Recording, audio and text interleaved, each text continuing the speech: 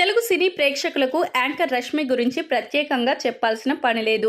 రష్మి ప్రస్తుతం ఒకవైపు సినిమాలలో నటిస్తూనే మరొక వైపు యాంకర్గా రాణిస్తున్న విషయం తెలిసిందే.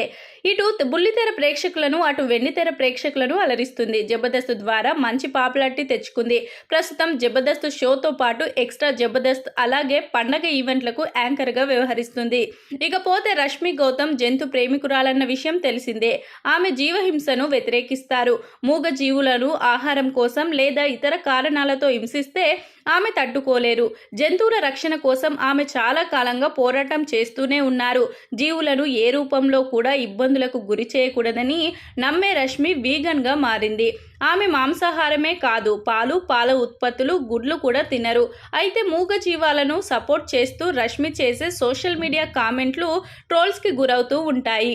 గతేడాది హైదరాబాద్లో ఒక బాలుడిపై వీధి కుక్కలు దాడి చేసి చంపాయి. ఈ ఘటనలో బాలుడి తల్లిదండ్రులదే తప్పని రష్మి గౌతమ్ వాదించింది. దీంతో రష్మిని దారుణంగా ట్రోల్ చేశారు. అలాగే బక్రీద్ పండగకు జరిగే గోవధను కూడా ఆమె వ్యతిరేకించడం వివాదాస్పదం అయింది. తాజాగా రష్మి గౌతమ్ ఓ వ్యక్తి ఎద్దును కాల్చి చంపుతున్న వీడియోని షేర్ చేసింది. ఇది దారుణం అంటూ వాపోయింది. మనం ఇలాంటివి జరగకుండా ఎందుకు ఆపలేకపోతున్నామని ఆమె ప్రశ్నించారు.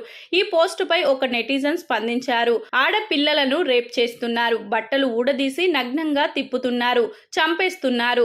అలాంటి దారుణాల మీద స్పందించని నువ్వు ఒక ఎద్దును చంపితే కామెంట్లు చేస్తున్నావు, నిన్ను ఏ చెప్పుతో కొట్టాలి అంటూ కామెంట్లు చేశారు.